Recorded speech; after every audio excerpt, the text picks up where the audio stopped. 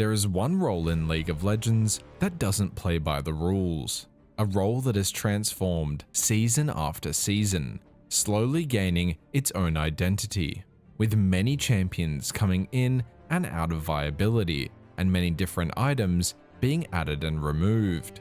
The jungle has created some of the most iconic professional players, and fundamentally shaped how League of Legends plays.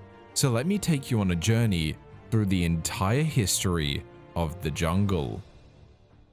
Before looking at the original roster of champions, let's first look at what the actual jungle was like on release. When League of Legends initially released, there was only 5 jungle camps, not 6. Blue buff, wolves, wraiths, red buff, and golems. The camps themselves were also different, as red and blue buff had additional monsters surrounding them, and the golems, wolves, and wraiths would all spawn before red and blue buff. This gave players 15 seconds to clear one of the smaller camps before taking a buff. The other difference was the respawn timers. Small camps would respawn after 1 minute and 40 seconds. This meant that the camps would almost constantly be up. This was also the case because jungle starting items literally didn't exist, so clearing the camps took much longer, allowing for other camps to respawn. Junglers would start with either boots and 5 potions, cloth armor and 5 potions, or for select AP champions, Doran's Ring. With no jungle item, these potions were extremely important, as without them, junglers would just die to their own camps.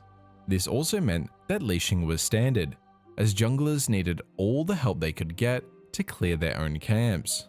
This meant that the champions that had enough sustain to survive would become the champions that could jungle. From the original roster of champions, Master Yi, Amumu, Malphite, Shaco, and Tryndamere were all basically the same as they are today. With their sustain and AoE damage, they were all seen as viable junglers. Fiddle was also able to jungle with the drain from his W, but at this time it was single target, not AoE. Fiddle's E was also very different, being a bouncing crow that silenced enemies, but his ult and Q were relatively similar.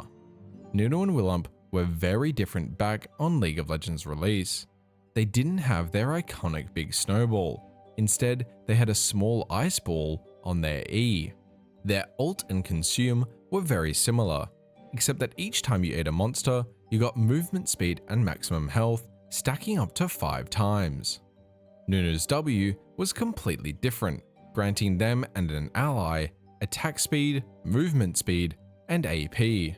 But it was obvious that Nunu could jungle with the true damage and sustain on their Q. Warwick before his rework was very similar, being able to sustain in the jungle from his auto attacks and his Q. His W used to be an attack speed steroid, and his E used to be the Blood Hunt. But what was most crazy about Warwick was his ult used to be point and click. Rammus was also basically the same, except his ultimate didn't have the leap, instead just doing AoE damage around Rammus, but Rammus was tanky enough to survive in the jungle. Dr. Mundo was quite different. His passive was simply more health regen. His Q and ult worked much the same as today, but his W was a strange ability. It was a toggled ability that cost health to use, but did AoE damage around Mundo. Mundo's E was also different, giving him magic resist every time he took magic damage or spent health on his W. It could also be activated to give Mundo AD based on his missing health. Karthus and Evelynn were also a part of this original roster, but at the time, many people didn't see them as junglers, as they didn't have the sustain required to survive in the jungle. Karthus was almost exactly the same as he is today, just looking much worse. But Evelynn was quite different.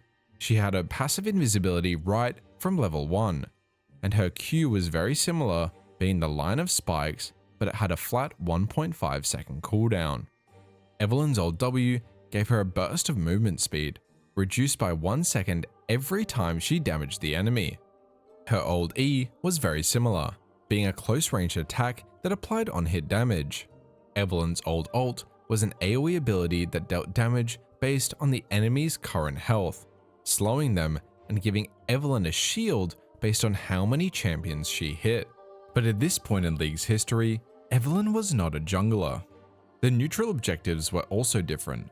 Dragon looked like this and first spawned at 2 minutes and 30 seconds. The rewards for killing the dragon were also different, simply giving 240 global gold. Baron looked absolutely cooked, and it would first spawn at 15 minutes into the game. The rewards for killing the Baron were 900 XP and 250 gold to each player on the team.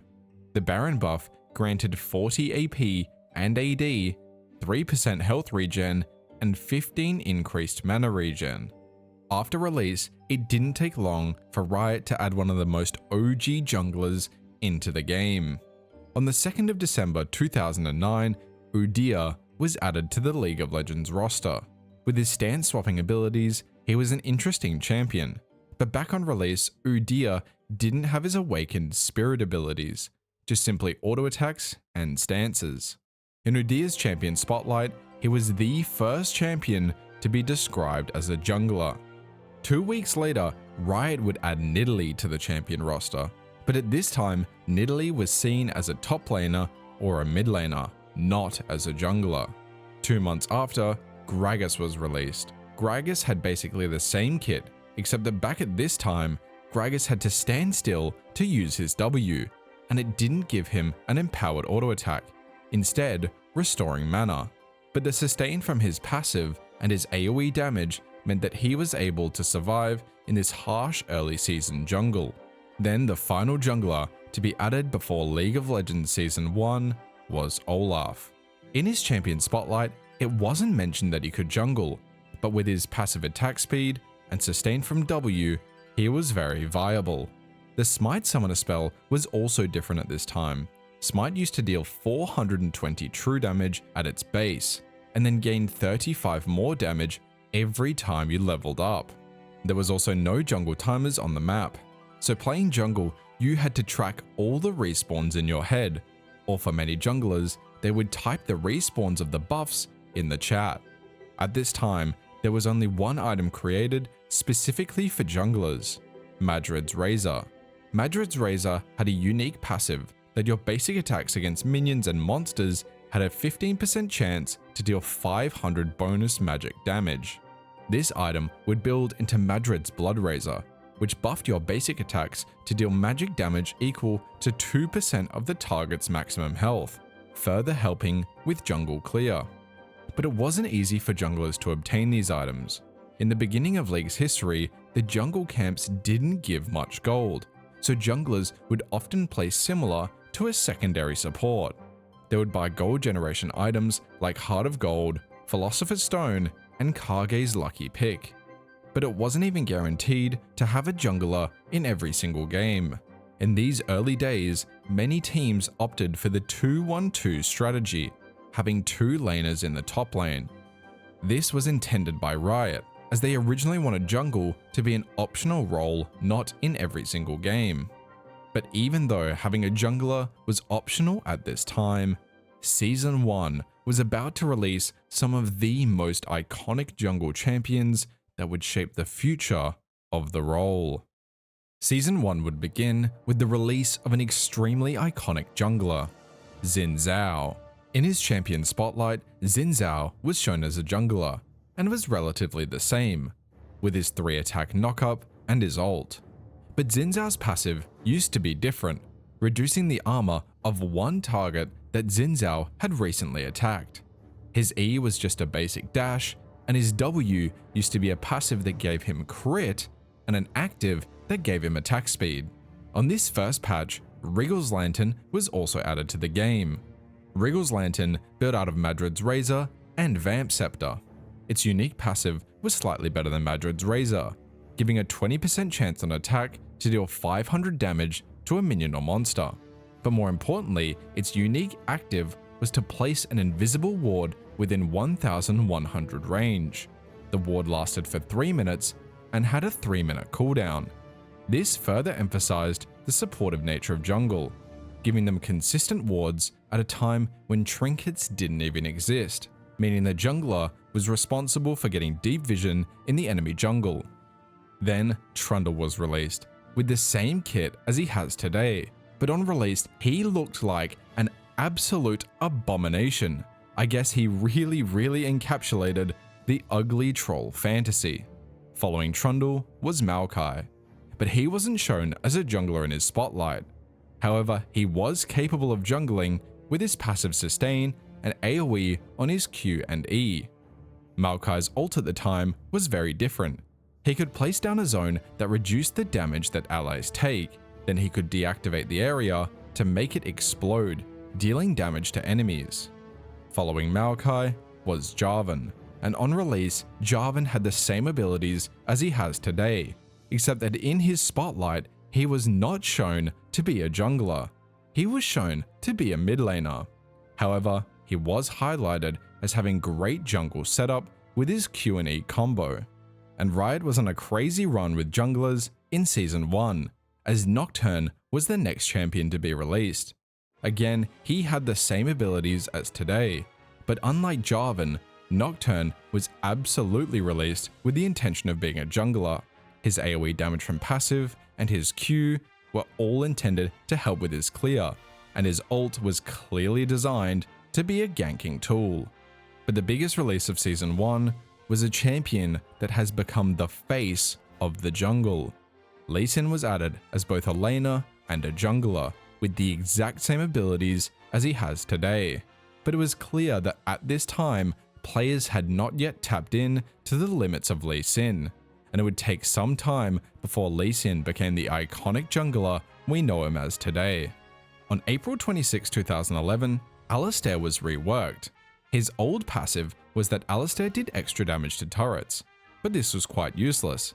So Riot changed it to Trample, which did AoE damage around Alistar every time he cast an ability. This AoE passive damage was doubled against minions and monsters, making Alistar a very viable jungler. The second last jungler to be released in Season 1 was Wukong, with all the same abilities, except that Wukong's W worked much differently. It had no dash, and the clone didn't mirror Wukong's abilities, being mainly used for mind games and the stealth. And to end Season 1, Skarner was released into the game. This was the old version of Skarner, when his passive was energized, which reduced the cooldowns of Skarner's abilities whenever he attacked an enemy. His Q was a spammable AoE damage ability that if used in succession would deal extra damage and slow. His W was a simple shield that gave movement speed. His E was a straight line skill shot that damaged and marked enemies. Hitting marked enemies healed Skarner. Finally, his R was Impale, a point and click suppress that allowed Skarner to drag the target around. This original Skarner was a Q spamming bruiser type champion that was great at sticking on enemies with slows and movement speed. In his champion spotlight, they showed that Skarner was specifically designed to be a jungler, with AoE damage and sustain from his W and E. At World Season 1, the meta of 5-man invades was fairly standard, so most teams would stack as 5 and try to defend the jungle or invade. This also meant that level 1 leashes involved 3 to 4 players, especially when an invade occurred. Supports would run Clairvoyance, a Since Remove Summoner spell that acted like Blue Trinket, except it was global, and could be used right from level 1 with only a 60-second cooldown. This meant that scouting the jungle at level 1 was much easier, as well as keeping track of the enemy jungler. It was also normal at this time for junglers to give their mid laners blue buff. Without Lost Chapter or mana runes in the game, having blue buff gave mid laners so much power against their lane opponent, as they had near endless mana. As for champion picks, Nunu was by far the most popular jungler, as his consume made him very consistent. The other popular junglers were Jarvan, Warwick, and Amumu, with obscure picks like Alistar, Nocturne, and even Rammus thrown in every now and then. One of the most iconic junglers of the early NA scene would also attend Season 1 Worlds, the Odd One. Unfortunately, he finished third, losing to Against All Authority. In the end, Fnatic won Season 1 Worlds, with Cyanide their jungler playing mainly Jarvan 4. And while junglers had a hard time clearing and weren't really a carry role in Season 1, Season 2 was about to bring some huge improvements to jungling. In the pre-season of Season 2, Graves, Shyvana, and Volibear were all added to the champion roster. Graves on release was not a jungler, as he didn't have his buckshot autos that would allow him to knock back the jungle camps. Shyvana on release was recognized as being both a jungler and a top laner in a champion spotlight, but mainly shown as a top laner. Her abilities were all quite similar to today, except that she didn't have the stacking passive based on dragon kills. Volibear was very different on release, with one of his most iconic moves, the flip. Volibear's Q worked much the same as today, where he speeds up and begins running, but instead of stunning the enemy, Volibear used to flip enemies like Singed. His passive used to activate upon reaching 30% HP, where he would heal for 30% of his maximum health over 6 seconds. Volibear's W was a passive that granted stacking attack speed, and then at 3 stacks, he could use the active on his W to bite the enemy. His E was a roar that damaged and slowed enemies and would also fear monsters. Finally, Volibear's ult would empower his autos with Chain Lightning for 12 seconds. But most importantly during this preseason, Riot rebalanced the jungle camps, making them much easier to clear and making jungle much more viable. Riot added a passive to the small camps, healing the killer based on how much health they are missing, and a few patches later, they made camps also restore mana, making junglers worry less about spell usage. Jungle camps were also changed to have their health, damage, experience, and gold rewards increase with game length, instead of just having their health increase with each respawn. This gave junglers better sustain while clearing and more golden experience, making them much more of a carry role rather than just a secondary support. But the champion releases during Season 2 didn't stop at pre-season. Sejuani was next to be released, but her abilities were quite different. She had the same Q, but it didn't knock up, and her ult wasn't just single target, but a huge AoE stun. Sejuani's ult W would create a storm around her, dealing damage to enemies, and her ult E would increase her passive slow and deal extra damage. On the same patch as Sejuani being released, Jax was reworked, changing his passive from extra stats when purchasing items to the stacking attack speed of today.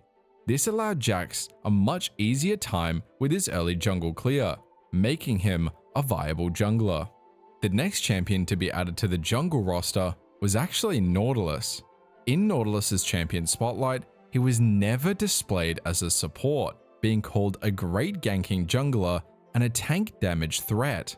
Then Hecarim was added to the champion roster, with basically the exact same kit as he has today, and in his champion spotlight, he was shown to be a great jungler. Hecarim was followed by Diana, who was shown to be a jungler in her champion spotlight, and on release, Diana had her E and ult swapped. Her E used to be the AoE pull-in, but didn't do damage, and her ult was the dash, and it did much more damage. But the Season 2 champion releases didn't stop there, as there were 2 more junglers that were added to the roster, Rengar and Kha'Zix. Kha'Zix was basically exactly the same as today, but Rengar was quite different. Rengar used to have 5 ferocity bars, not 4, and he didn't get any ferocity from the leap, but there was no timer on his ferocity, meaning you could keep your bar stacked and walk around the map. Rengar used to have to buy his Bone Tooth necklace in the shop for 800 gold, and it acted more like Medjai's, gaining stacks on kill and losing stacks on death. At 3 stacks, Rengar gained 10 armor penetration and 5% CDR. At 6 stacks, Rengar gained 25 movement speed. At 9 stacks, Rengar's leap gained 150 bonus range. And at 14 stacks, Rengar's ult duration was increased by 3 seconds and generated an additional ferocity after an ability usage. At this time, Rengar's W was also different. It used to grant him bonus armor and magic resist if it hit an enemy. And with Ferocity, it used to heal him for a percentage of his missing health, meaning that Rengar didn't yet have his grey health mechanic and cleanse on Ferocity W. Rengar's E used to be a targeted ability, not a skill shot. But Kha'Zix and Rengar would both be banned by Riot for Season 2 Worlds. The most popular junglers at Season 2 Worlds would be Maokai, Skarner, and Dr. Mundo. But there was one very interesting pick that showed up in quite a few games: Shen Jungle. Shen was a meta top laner at the time, and it turns out he could be flexed into the jungle role. Attending the tournament would be some of the most iconic Western junglers of Hotshot GG, I Will Dominate, Snoopy, and Diamond Prox. Clearlove would also make his first appearance on the world stage, and we would also see the return of the Odd One, making his second Worlds appearance.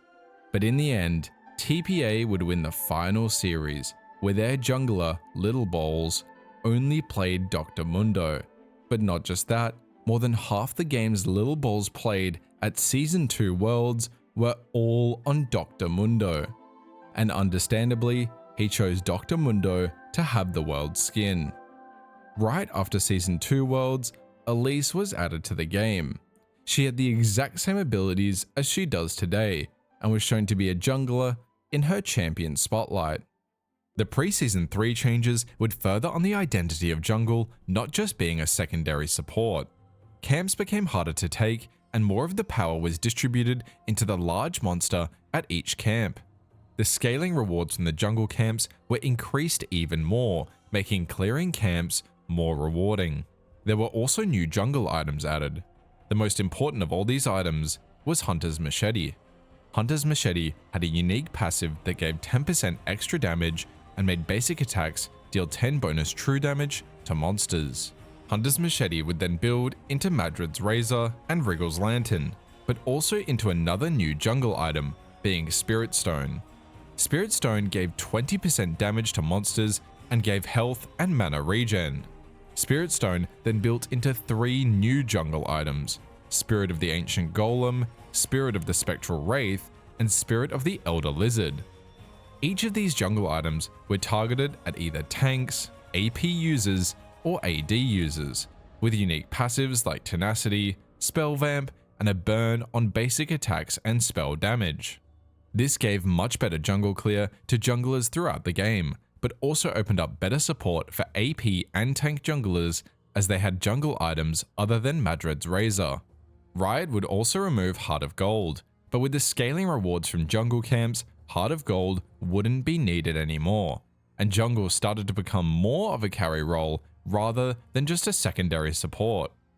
The preseason would also see Vi getting added to the champion roster.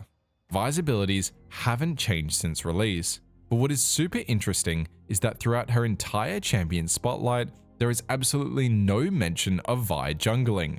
Vi was originally meant to be a top laner, but it wouldn't take long for the player base to realize how good she was in jungle. Next to be released was Zac, who was actually different than today. Zac's old Q was very simple, just being a straight line skill shot that did damage and slowed enemies in front of him.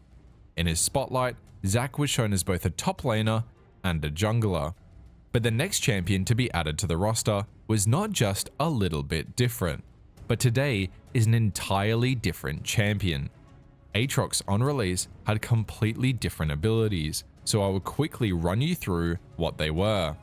Aatrox's old passive was a revive that filled during combat. His old Q was a dash that knocked up and dealt damage. His old W was the most important part of his kit, a toggled ability that empowered his auto attacks. It could either be Blood Price, costing health to do more damage every third auto, or Blood Thirst, restoring health every third auto. This sustain and 2 AoE abilities made him a very viable jungler. Season 3 also saw a slew of visual gameplay updates to junglers. Sejuani, Trundle, and Master Yi all had their looks modernized. Master Yi and Trundle largely had the same abilities, with Master Yi getting his true damage on E, but Sejuani saw a larger gameplay update, giving her a new passive and a new W. Sejuani's new passive gave bonus armor when damaging enemies with abilities or attacks, and her new W would empower her next basic attack.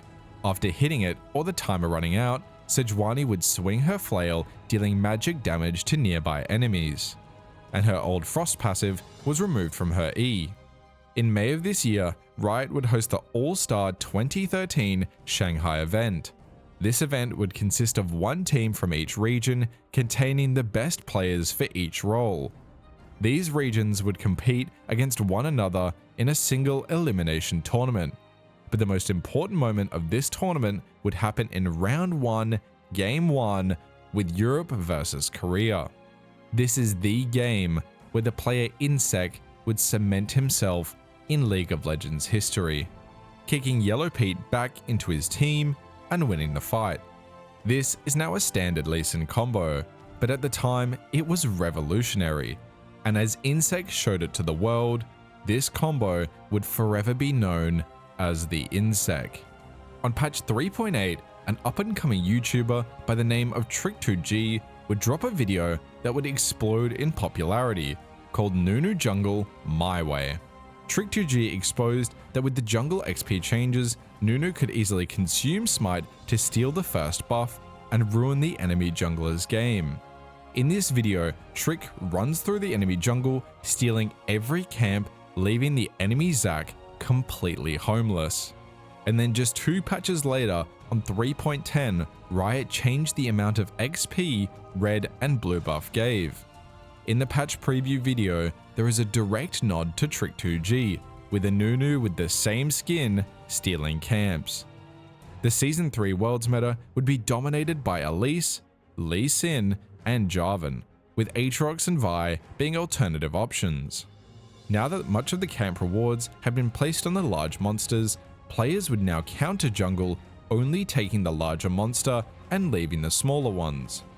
This was peak counter jungling, as you stole the enemy's gold, but their camps would also not respawn until all the smaller monsters were taken.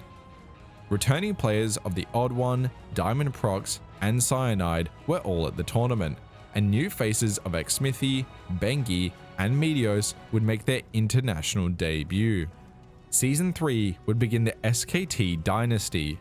SKT would completely dominate this tournament, only losing 3 games. SKT's jungler Bengi would clean house on Lee Sin, playing him in 50% of his games in the tournament and only losing once while playing him. So obviously, Bengi had to pick Lee Sin for his world skin. In the pre-season for Season 4, trinkets were added to the game, and this was very impactful to the jungle. With everyone having free wards, ganking routes became a lot harder. But it wasn't all bad for junglers in Season 4, as the final 6th jungle camp was added to the game. The White was located where Gromp is now, giving another camp for junglers to farm, increasing their gold and XP, making junglers even more of a carry role. Jungle monsters were also given a leveling system that scaled up throughout the game based on the average level of the team, giving more gold and XP based on what level the camp is. These 2 improvements meant that junglers could farm and get gold easier, as with the new trinkets it was harder to gank. Dragon gold scaling was also added, providing the same scaling importance throughout the game. As Season 4 began, Gragas was updated. His W was changed, allowing him to walk while drinking, giving him the empowered auto attack. His body slam was also changed to knock back and stun enemies. On this same patch, Rengar was reworked. Because of the addition of trinkets, Riot decided to make Rengar's Bone Tooth necklace a trinket. His Bone Tooth necklace was made free, and his trophies were no longer lost on death. The rewards for trophies were also changed. 3 trophies gave movement speed out of combat or in bushes, 6 trophies gave increased leap range, 12 trophies increased ult stealth duration, and 20 trophies doubled the ult movement speed. Rengar's E was also made into a skill shot, and the ult indicator for enemies was added, making them aware if Rengar is within 1000 units during the ult. But even more importantly, Regal's Lantern was updated to evolve into a very special item, Feral Flare. Feral Flare was awesome. After killing 25 jungle monsters, your Regal's Lantern would upgrade into Feral Flare. Feral Flare had a unique passive that on champion kills, assists, and large monster kills, you would gain Feral Stacks. These Feral Stacks would give the owner on-hit magic damage and on-hit healing. So, if you were a farming on-hit jungler, Feral Flare was absolute heaven. I have such fond memories of power farming camps all game and then coming out of the jungle as an absolute god. If you got enough Feral Flare stacks, champions like Master Yi, Shyvana, and Udyr would do stupid amounts of damage by the end of the game. Soloing Baron and being able to completely 1v5. This strategy would dominate solo queue, but as for pro play, it wasn't as popular. Season 4 also saw Nidalee become more jungle viable. Originally, Nidalee didn't have her ultimate available at level 1, but with this rework, she got Cougar form right from level 1. This meant she had the Cougar AoE abilities helping with her clear. She also got her Prowl passive, marking champions after hitting them with human Q or W, but this passive didn't apply to jungle monsters just yet. At Season 4 Worlds, Kha'Zix, Lee Sin, and Jarvan dominated the meta.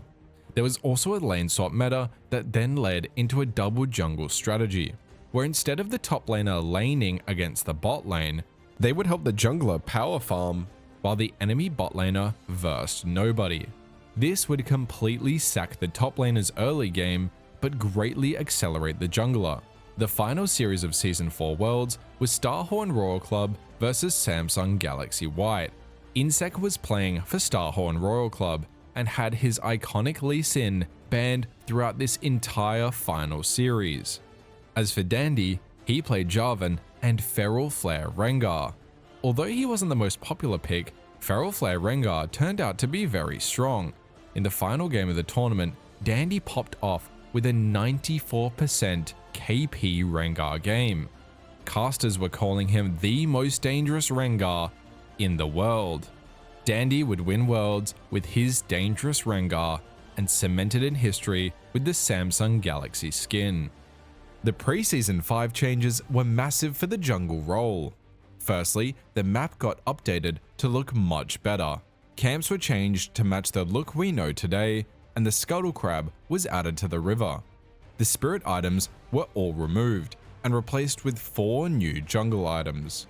Stalker's Knife gave you Blue Smite, which you could smite enemies for damage and slow. Poacher's Knife gave you White Smite, which helped with counter jungling. Skirmisher's Saber gave you Red Smite, which applied a debuff for 6 seconds, giving on-hit true damage against the target and 20% reduced damage from the target. Ranger's Trailblazer gave Purple Smite, which made your smite AoE and restore health and mana. Smite was also given 2 charges, making it flexible to be used on camps or enemies. Each of these items could then be enchanted with Warrior for AD champions, Magus for AP champions, Juggernaut for tanks, and Devourer, which worked like Feral Flare, stacking on-hit damage. Small camp respawn times were increased to 100 seconds, and now smiting a camp gave you a buff. Smiting Raptors allowed you to reveal wards. Smiting Wolves spawned a ghost that gave you vision in your own jungle. Smiting Gromp gave a poison Thornmail. Smiting Krugs gave a buff that stunned monsters every few attacks. And smiting red or blue buff restored health or mana. But it wasn't just the camps that were being changed. Baron was given a whole new look, and his buff was changed to give the improved recall and the buff to minions. Dragon was heavily changed, having its gold removed and replaced with a stacking buff called Dragon Slayer, which stacked up to 5 times. The first stack gave AP and AD, the second stack increased damage to minions and monsters, the third stack increased movement speed, the fourth stack increased damage to structures, then the final stack, Aspect of the Dragon, tripled all previous bonuses, and gave your attacks a true damage burn. During this preseason, Rek'Sai was also added to the game. Rek'Sai's basic abilities were all the same, except her ult was very different. Rek'Sai originally could dash to a tunnel from any location on the map, acting as a pseudo-teleport. Nidalee was also updated to better clear the jungle, as she could proc her hunt on monsters. But not only that, at this time, her hunt used to root the monsters for 2 seconds, giving Nidalee a much healthier clear. Echo was then released after the Nidalee update, with the same kit he has today. But on release, Echo was intended to be a mid laner, not a jungler. It wouldn't take long for the Juggernaut enchantment to be reworked into the Cinderhulk enchantment, adding Barmy's Cinder to the game and giving the AoE Sunfire damage to the item to help with tank clear speed. The Magus enchantment would also be reworked into the Runeglaive enchantment, but this enchantment was far more problematic than Cinderhulk. Runeglaive would add a Spellblade effect that did bonus damage in an AoE. This enchantment was so OP on certain champions that one of its biggest abusers was not even a jungler, but we still have to talk about him. AP Ezreal would take Smite and build the jungle item just to get this enchantment, and completely one-shot teams with the AoE damage. It was so good that even pro players were spam picking him. And after just a few patches, they made the AoE Runeglaive only proc on monsters. But around that time, yet another jungle enchantment would be updated, from Devourer to Sated Devourer. The regular Devourer enchantment would now transform into Sated Devourer upon gaining 30 stacks. This upgrade would add a Ginsu's multi-hit passive to the item, furthering the on-hit jungle fantasy. But these enchantments would not be the spectacle of Season 5 Worlds, because the Juggernaut patch would reshape the entire game. Right before Season 5 Worlds, Riot would update the Juggernaut class. This changed how Darius, Garen, Mordekaiser, and Skarner would play. Skarner's passive would change to these 6 crystals around the map. These crystals could be captured, giving vision over the area, but more importantly, they gave Skarner movement speed and mana regen. Skarner's numbers were super overtuned with the initial patch, and he became a super strong jungler, but right before Worlds, he got 2 sets of nerfs. This left Juggernauts of Darius and Mordekaiser to be the biggest problems for World Season 5. Mordekaiser would be banned in 98% of the games in this tournament, but Darius would be a star top laner.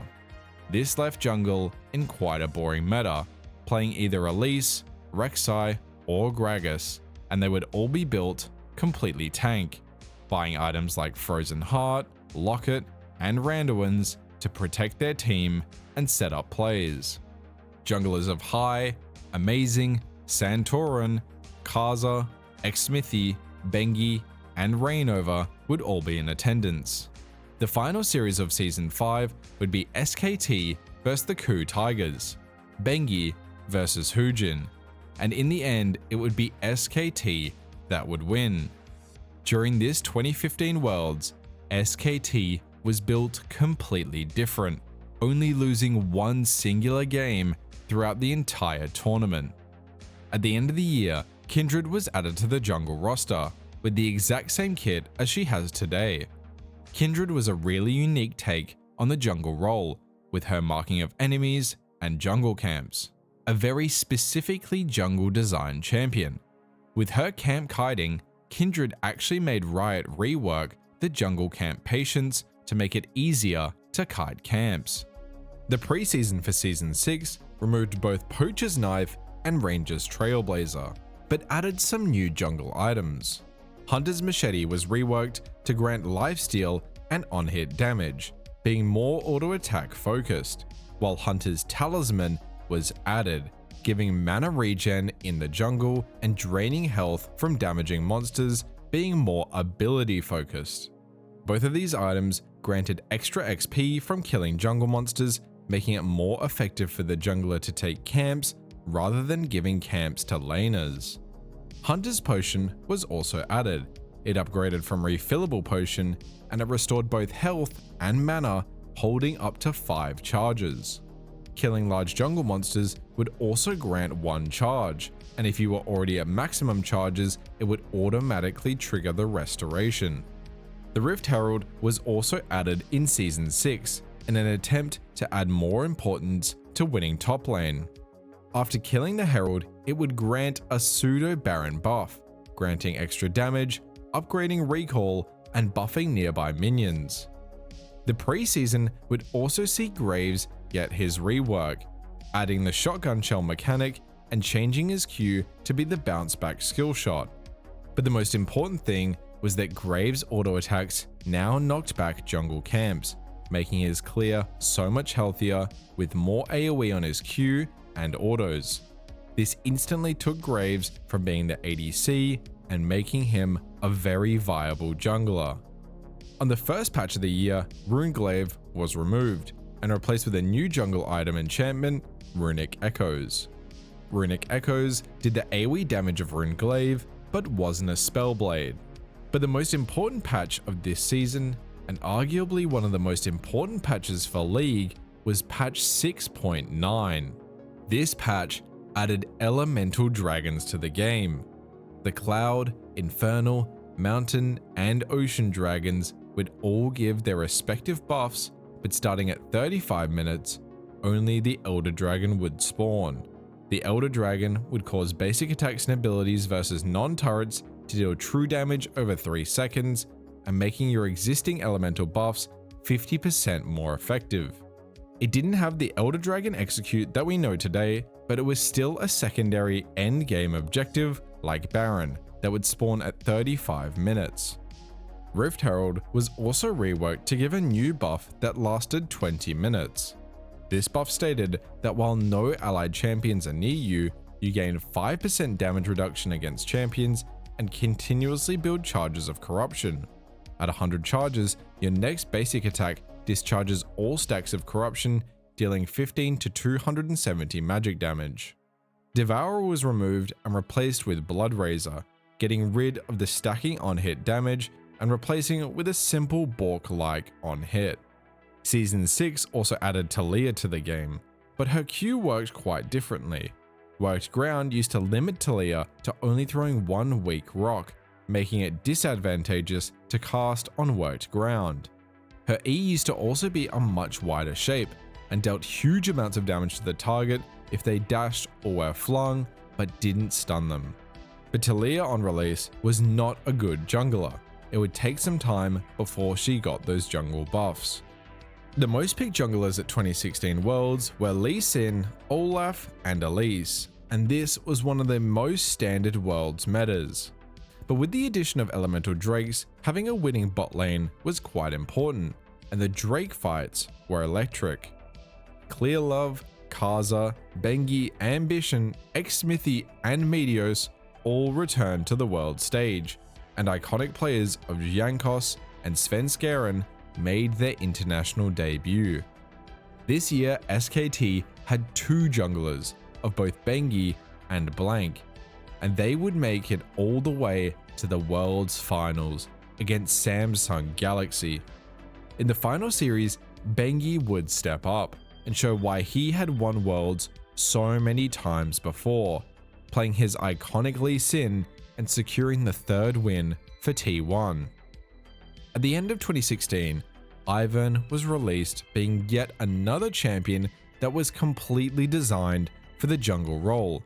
Befriending jungle camps and sharing his buffs with teammates, Ivern was one of the first supportive junglers to be added to the game. Ivern really cemented how unique the jungle role was compared to every single other role, making their relationship with taking camps that more impactful. Season 7 would have huge changes for junglers.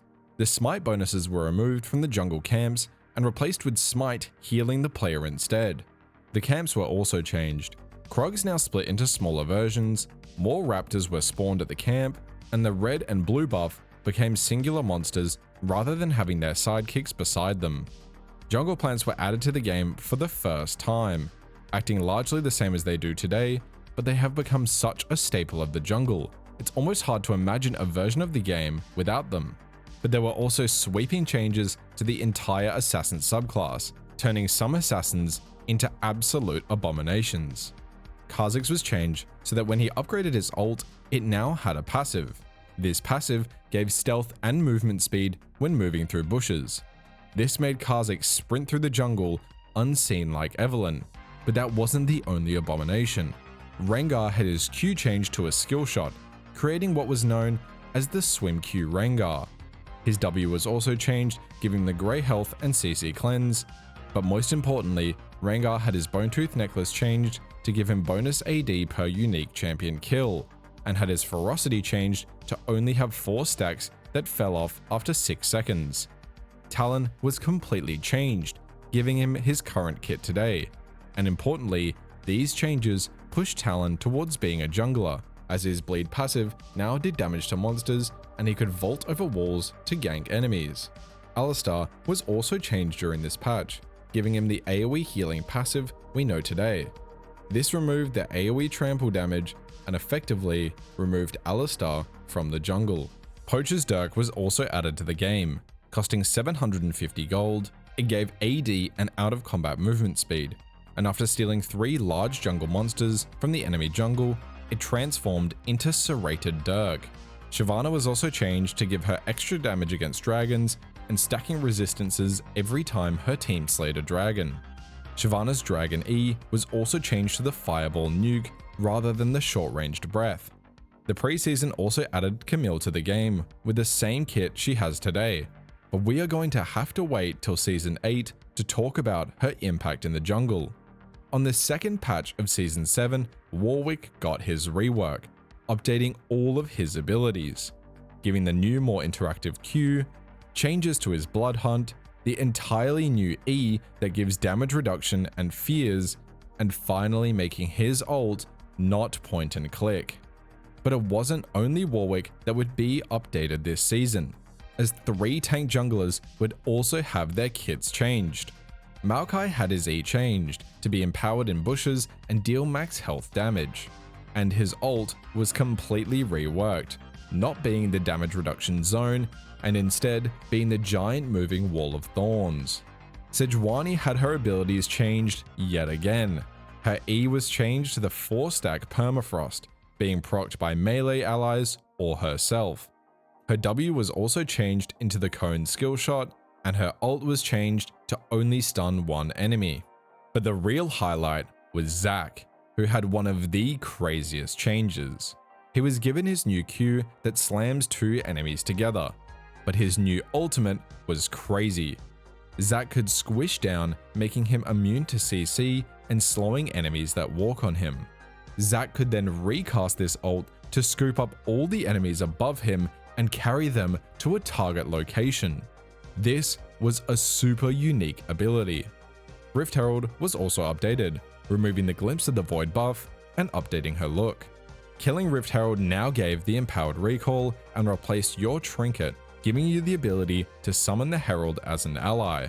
When summoned, she would charge turrets, but you still couldn't drive the Herald yet. Rek'Sai also had a gameplay update, changing her ult from the global teleport into the burrow dash that she has today.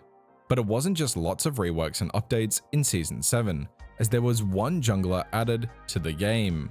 Kayn was such an interesting champion, his passive giving him 2 different forms that he could choose between, giving Kayn 2 different playstyles, either Assassin or Bruiser. On release, he had the same kit as he has today, but this kind of kit only really works in the jungle. It seems like with every jungler release, Riot pushes the potential of what it means to be a jungler. 2017 Worlds was ruined by one singular item, Ardent Censer. The Ardent Censer meta meant that bot lane and support were the most important roles, and so junglers did everything that they could to facilitate the bot lane carry. Picks like Sejuani, J4, and Tank Gragas would be the most played picks during Season 7 Worlds. Broxah, Contracts, and Levi would all have their Worlds debuts, while Svenskeren, Ambition, Xsmithy, Cuz, Clearlove, Kaza, and Peanut all returned to the world stage. The finals would be SSG versus T1 yet again, but this time ambition would not be stopped. SSG would end up winning Season 7 Worlds, ending T1's first dynasty. Ambition's success would be forever commemorated in the League of Legends video Rise, showing him climbing the mountain of competitive and facing Faker at the peak. His iconic Jarvan and Faker's Rise clashing against one another.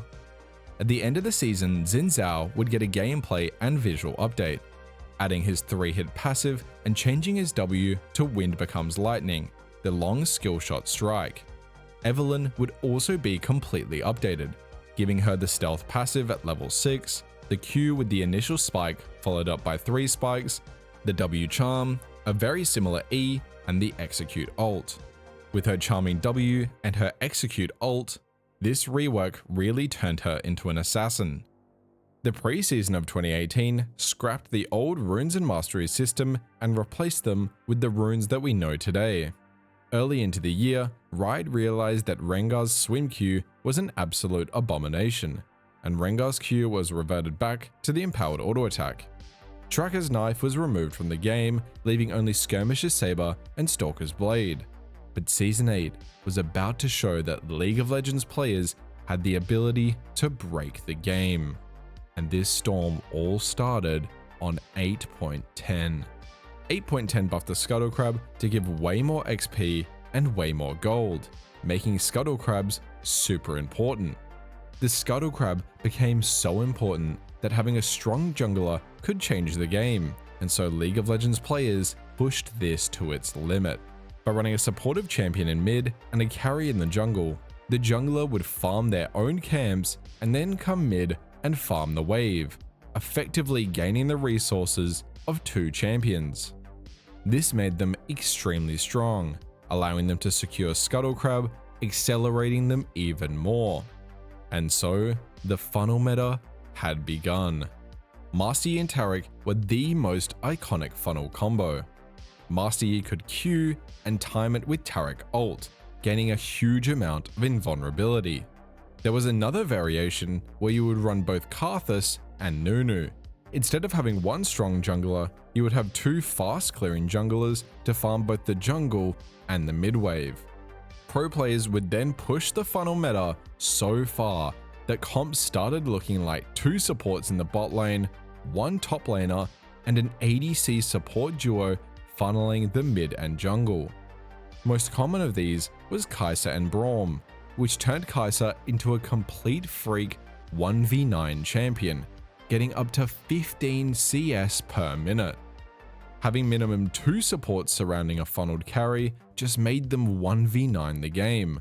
But the pro players hated playing it, the viewers hated watching it, and the casters hated casting it. So just as fast as it came, the funnel meta was nerfed. On 8.14, Riot would nerf the strategy by adding an effect to Hunter's Machete. If you had the highest minion score while owning the item, lane minions would grant 10 less gold. This penalty is then removed after upgrading your jungle item to Skirmisher's Saber or Stalker's Blade. This meant that junglers could no longer farm the waves and the jungle, effectively gutting the funnel strategy. Season 8 also brought the full Aatrox re-release, giving the 3-part Q playstyle rather than the previous auto-attack heavy playstyle. But this wouldn't completely remove him from the jungle. Aatrox would still see jungle play for the next 2 years. But another menace would start appearing in the jungle: Camille. Players figured out that Camille jungle's hookshot ganks were absolutely disgusting, so players would literally get level 2, not farm, and spam gank trying to get kills with hookshot. Before Worlds, Nunu would be completely reworked, keeping his Q chomp and his ult explosion, but changing his W to the iconic rolling snowball that we know today, and changing their E to the smaller thrown snowballs. But the Nunu rework wouldn't be very relevant at Worlds, with Xin Zhao, Nocturne, and Gragas being the most picked throughout the tournament. Blabber would make his international debut, and players like Ambition and Broxah would return to the world stage. But at the grand finals between Fnatic and IG, IG's jungler Ning would pull out his specialty pick, Jungle Camille, playing it twice in the series and completely popping off, and carrying IG to the win, being forever immortalized with his IG Camille skin. Pre-Season 9 changed Dragon's spawn timers, making them first spawn at 5 minutes, and changing their respawn time to 5 minutes as well. Poacher's Dirk was also removed from the game, but other than that, the pre-season didn't bring many changes for the jungle. Season 9 would add a champion that some may say doesn't belong in the jungle, but has been going in and out of viability for many seasons. On release, Sylas wasn't very jungle viable, having the same kit as he has today, but later in the season, they made Sylas jungle viable by giving his E a shield if it hit a champion or a monster, giving him a much healthier clear. Halfway through the season, Hunter's potion would be removed, and Zac had his abduction ult reverted back to Let's Bounce. Another champion was added that has gone in and out of jungle viability, Qiyana. On release, Qiyana was mainly a mid laner, but was a niche jungle pick. Although her jungle clear wasn't great, she had super strong level 3 ganks, making her a very aggressive jungler. Scuttle spawn was also increased from 2 minutes to 3 minutes and 15 seconds, changing how junglers clear to get the scuttle. The 2019 Worlds meta would once again have the pro play staples of Lee Sin, Gragas, and Elise. Qiyana was actually the second most banned champion in the tournament, and in the games she was played in jungle, she dominated, winning 6 out of her 7 jungle games. Canyon, Clid, and Tarzan would all make their Worlds debuts, but one of the players who would play Qiyana jungle the most would meet in the final, G2 Jankos versus FPX Tian. But Qiyana would be banned throughout the entire series. Tian would have to show off his world-class Lee Sin, dominating G2 and winning 2019 Worlds. Pre-Season 10 was huge for junglers, taking the elemental dragons and making them even more important to the game, adding the elemental souls to the game being yet another late game buff like Elder and Baron. The elemental rifts were also added, physically changing the jungle each and every game depending on what dragon soul was chosen, removing terrain, adding bushes, or adding areas that increase movement speed. The Elder Dragon was also updated to have its execute buff. Mountain and Cloud Dragon also had their buffs changed, Cloud Dragon now giving ultimate haste, and Mountain Dragon now giving armor and magic resist. The pre-season would also bring the Diana rework, swapping her E and ult, making her dash a basic ability and her ult the AoE nuke. Having access to the dash earlier in the game helped with ganking, making Diana a much better jungler. On the first patch of Season 10, a champion would be released that many wouldn't see as a jungler today. Set on release had the exact same kit, but was seen as much more viable in the jungle. Running Phase Rush, Set would flash in early and dive enemies easily. Early in Season 10, Riot would experiment with some jungle buffs, making many champions more jungle viable.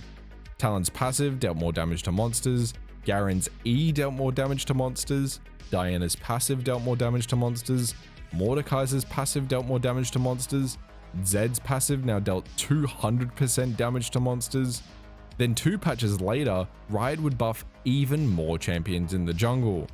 Brand's passive now dealt more damage to monsters, Morgana's W now dealt more damage to monsters, Shen's Q dealt more damage to monsters, Teemo's Q was buffed to last twice as long against monsters, and his E dealt 150% damage to monsters. Yorick was buffed so that large monsters now leave a grave and his Mistwalkers take 50% damage from monsters. And finally, Zyra's plants were buffed to deal 150% damage against non-epic monsters. A few patches later, Wukong would have his gameplay update. Now his clone would mirror both his Q and ult casts, and it would cause Wukong to dash after casting. This update would honestly help top lane Wukong more than jungle Wukong, but we will have to wait until Season 12 before Wukong becomes a jungle staple. Although Wukong had a small update, Fiddlesticks would have a full visual and gameplay overhaul, transforming him into one of the most interesting designed champions in League. Fiddle had his passive completely changed into the effigies that replaced Fiddle's trinket, allowing him to create copies of himself. His Q was relatively similar, being a single target fear, except now it does damage. It also had the added passive of giving Fiddlesticks a fear if he had been out of combat for 2.5 seconds. His W was made AoE and now dealt missing health damage. And the E was changed from the goofy bouncing crow into a reaping slash, still silencing but being much harder to hit. And the ultimate crow storm was basically the same. This might be one of the most successful reworks. Fiddlesticks was transformed from a silly scarecrow into a genuinely terrifying champion, turning the map into a haunted forest, making teams always worried if he will ult out of vision and one-shot your team. All jungle items were then changed to have their healing increased by 50% when the user is below 30% maximum HP. This gave much more sustain to junglers, allowing them to return to the jungle to heal up. But it wasn't just Fiddlesticks that got a rework, because Volibear would also have a super successful rework. His passive was changed from the low health healing to the lightning on hit strikes, and the flip was removed from his Q, now becoming a stun. Volibear's W no longer needed the auto attacks to stack up. Now it would mark the target, and if Volibear used his W again, it would deal extra damage and heal Volibear. His E was changed from the Roar to the Lightning Strike. And most importantly, Volibear could now slam down with his ultimate, empowering himself and gaining the ability to shut off towers. This was a super interesting and successful rework, keeping the essence of Volibear, but bringing it into the modern day and giving him much more identity. The final jungle release of Season 10 was Lilia. Since her release, her abilities have been basically the same, but it wouldn't take long for pro players to start using her. At Season 10 Worlds, it was a carry jungle meta, so Graves, Nidalee, Kindred, and Lilia were the most picked. Speaker and Inspired would have their international debuts, but most importantly, Canyon was back, and his team Damwon Gaming would make sure they went all the way to the finals against Suning. Canyon would win the series against SOFM, going crazy in the final game of the series, pulling out Kindred and carrying his team to win Season 10 Worlds. Season 11 would completely revamp the item shop, adding mythics to the game. Mythic items were extremely powerful items that you could only own one of. But it wasn't just mythic items that were added, because the jungle starting items were also changed. Ember Knife and Hailblade were added to the game, giving Challenging Smite and Chilling Smite respectively. This was huge for junglers, as they no longer needed to buy the jungle item, enabling much better build parts, giving more strength to junglers. All jungle camps had their stats slightly changed. Rift Scuttler and Gromp were also changed to no longer restore health and mana on kill. But the insanity would not stop with the mythic item shop, as Viego was added to the game. Being hyped up as this huge villain, Viego would fully deliver, being one of the craziest champion designs, as his passive allows him to become any champion that he killed. Viego, the wielder of the Blade of the Ruined King, was specifically designed to be a jungler, and even had the entire Ruination event created around him, with skin lines in both League and even Valorant. Viego has really become one of the staple jungle champions, usually sporting a high pick rate and having a massive amount of mains. But Viego wasn't alone on his release, as by his side, Gwen was also added to the game. Gwen was designed to be a top laner, but with her max health damage, AoE, and multi-hit, she actually found a consistent niche in the jungle. The same patch Gwen was released, Rammus was changed, getting a new ultimate that caused Rammus to leap into the air and slam down slowing enemies, and if he was rolling with his Q, he would also knock them up. This would then create an AoE that did the same tremors as Rammus's old ult. A few patches later, Smite would also be changed. It used to scale from 390 damage to 1000 damage throughout the game. But now, it would be a consistent 450 damage in its base form, and then once you got challenging or chilling Smite, it would then deal 900 damage. Gone were the days of tracking the enemy jungler's level to ensure your Smite did more damage. But it wasn't just Rammus from the original roster that got changed, because Dr. Mundo would receive a full visual and gameplay overhaul. Dr. Mundo's passive changed from the simple regen to a spell shield. His Q stayed almost exactly the same, being one of the most iconic parts of his kit. His W was very different. Instead of being the toggleable AoE burn, it became an active ability that would store grey health for a period of time and do a small amount of AoE damage upon activation. Similarly, his E became more impactful, going from a 5-second AD buff to an empowered auto. And finally, Mundo's ult stayed almost exactly the same with some number tweaks, but at rank 3, it now had increased healing and health gain for each enemy champion around Mundo. On the patch before Worlds, Talon, Qiyana, and Zed would all be buffed in the jungle, getting extra damage against monsters. And so, although they hadn't been meta all year, they would have quite a high pick rate at Season 11 Worlds. This year's Worlds would be stacked with junglers. Inspired, Blabber, Tarzan, Tian, Clid, Canyon, Closer, and River would all be attending Worlds yet again. Elioya and a newly signed T1 jungler owner would also make their international debuts. The most picked junglers at the tournament would actually be Lee Sin, Xin Zhao, and Jarvan, who all used Gore Drinker. Gore Drinker was a mythic item that did AoE damage and healed the user based on damage it dealt and their missing health. And the active was reduced by ability haste and gave the user bonus AD based on their missing health.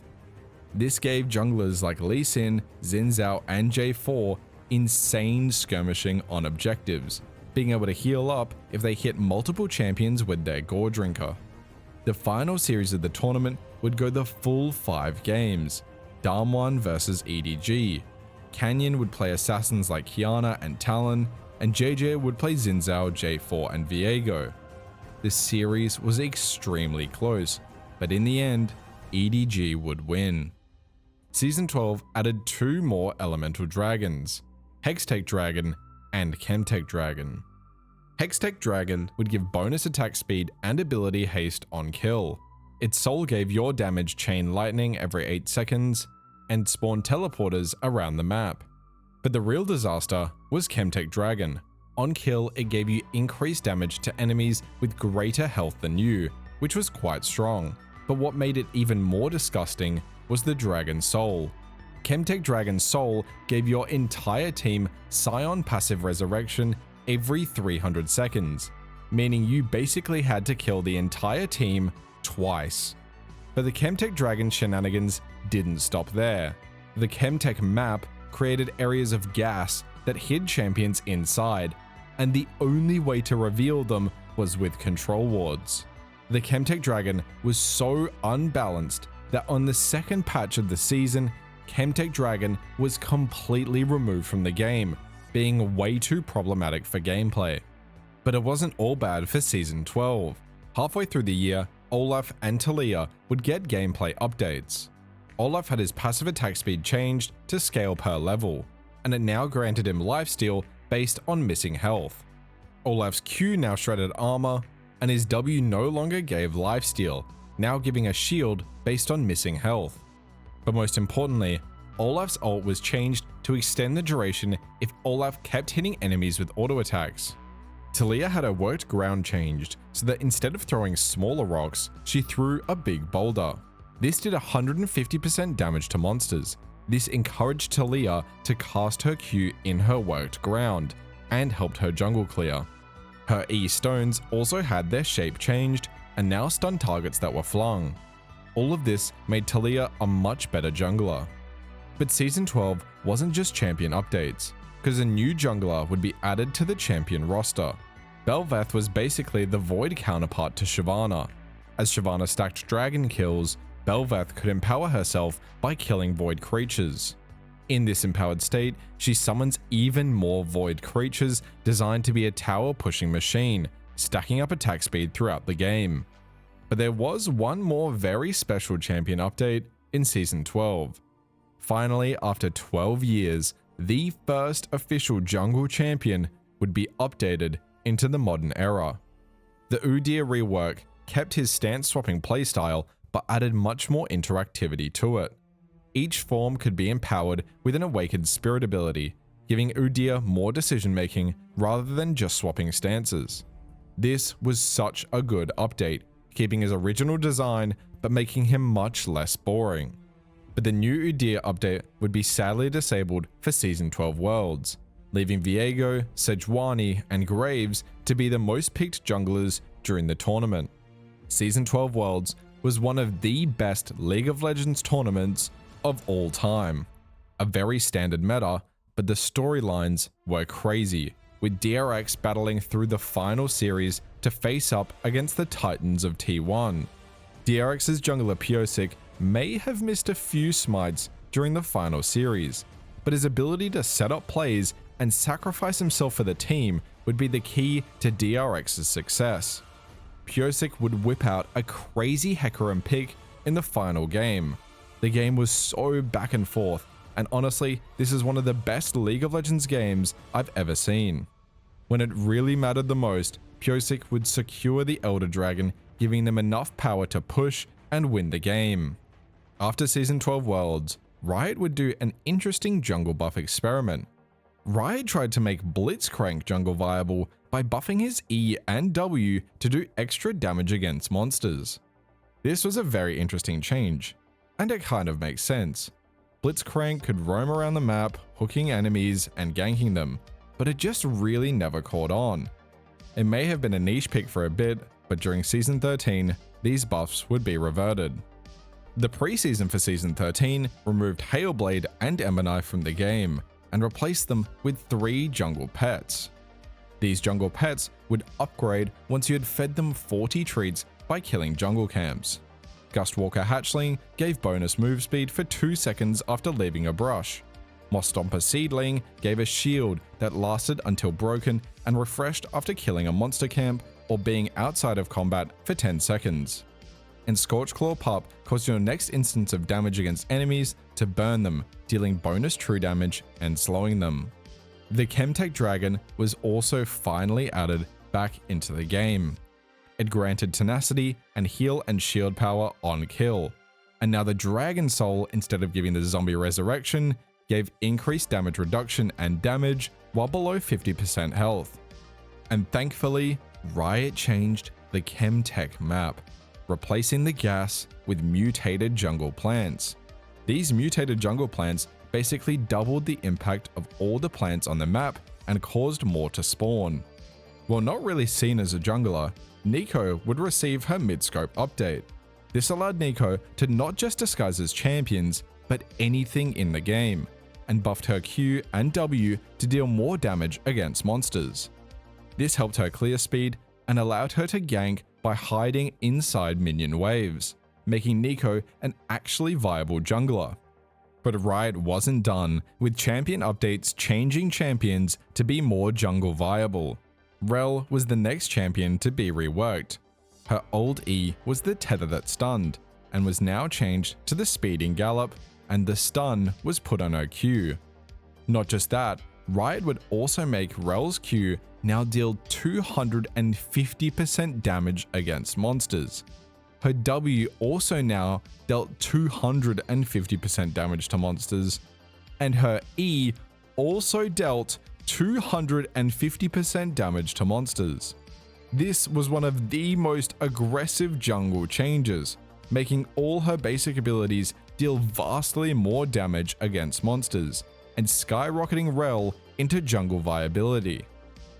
Following this, Riot would keep making more champions jungle viable, buffing Rumble to have increased damage against monsters with his Q and his overheat passive, making Rumble in the jungle a reality. But it wasn't just champion updates during Season 13. because a new jungler was added to the roster with one of the most unique mechanics that really only works in the jungle. Briar was added to the champion roster. Being a vampire, she would self-taunt to enemies, removing the ability to control her. This meant Briar was uniquely catered towards the jungle, as she could taunt herself to monsters without the worry of constantly running at enemies. But Briar would be disabled at Season 13 Worlds. The most picked junglers would be J4, Maokai, Vi, Sedge, and the reworked Rell. Reworked Rell would be used by T1 owner to huge success this tournament, having a 100% win rate on her during the entire of Season 13 Worlds.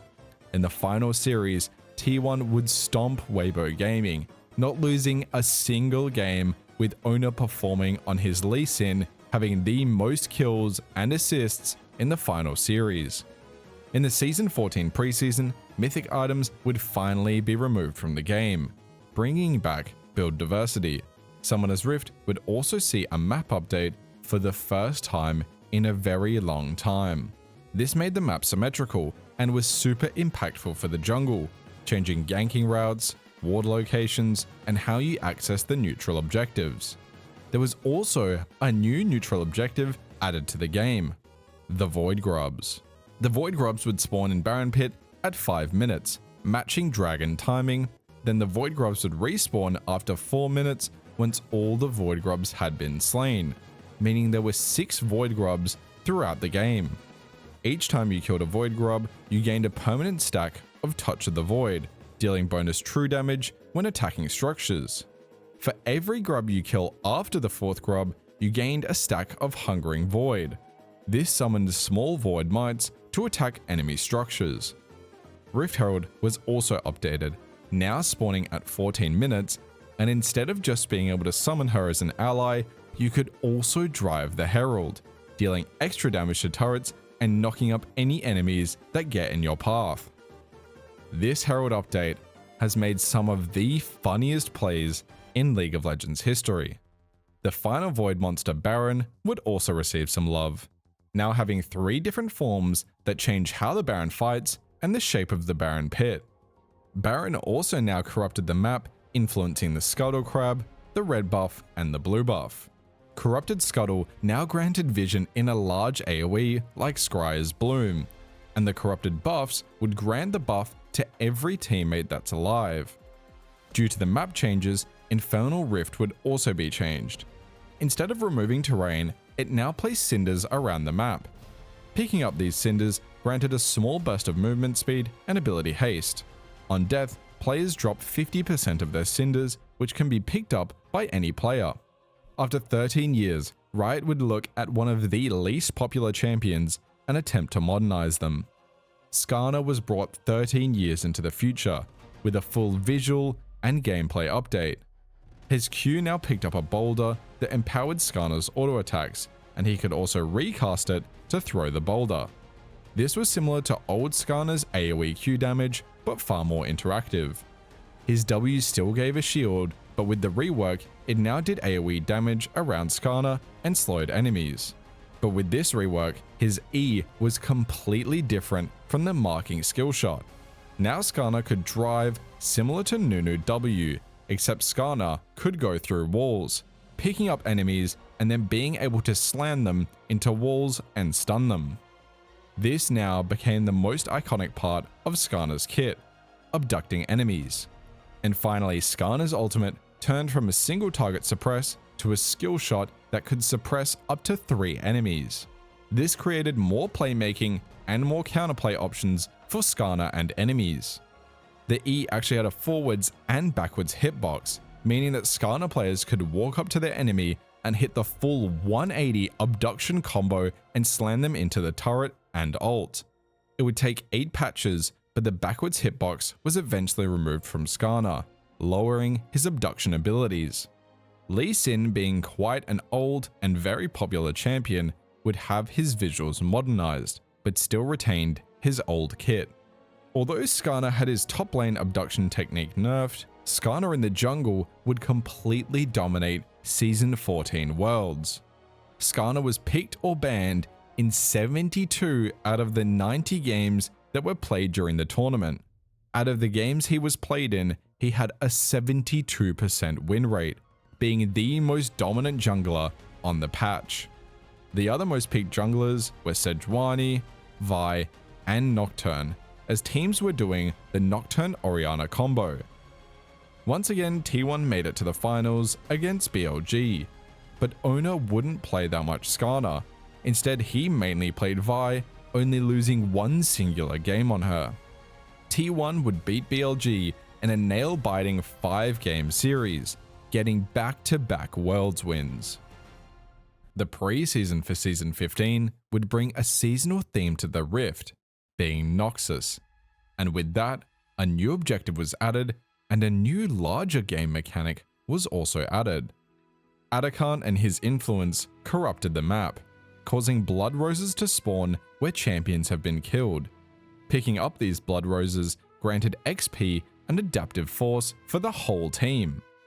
Atakan himself also spawned in either the top lane or the bot lane river, depending on which had more action. Not only that, Atakan could either be voracious or ruinous, depending on how the game plays out. In games with more kills, Ruinous Atakan will spawn. Ruinous Atakan fights by using his rings of damage, and upon killing him would spawn a garden of roses to be picked. In games with lower kills, Voracious Atakan would spawn. Voracious Atakan would fight by doing AoE drains, and upon killing him would give a team-wide buff. This buff would give you a one-time resurrection, that instead of resurrecting you on the spot, took you all the way back to the base. And it seems like Riot didn't learn from their Chemtech Soul experiment, because instead of using it strategically, teams would just instantly run it down and push as hard as they can to cheat tempo. Another mechanic involving the jungle would be added to the game, Feats of Strength. On release, Feats of Strength rewarded the team that either got first blood, first turret, or 3 neutral objectives. Whatever team got 2 would be rewarded with upgraded boots.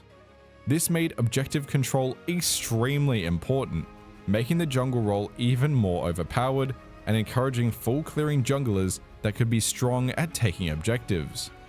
Early into the year, Yorick would receive his mid-scope update. This update made him much more of a bruiser, but also changed how he worked in the jungle.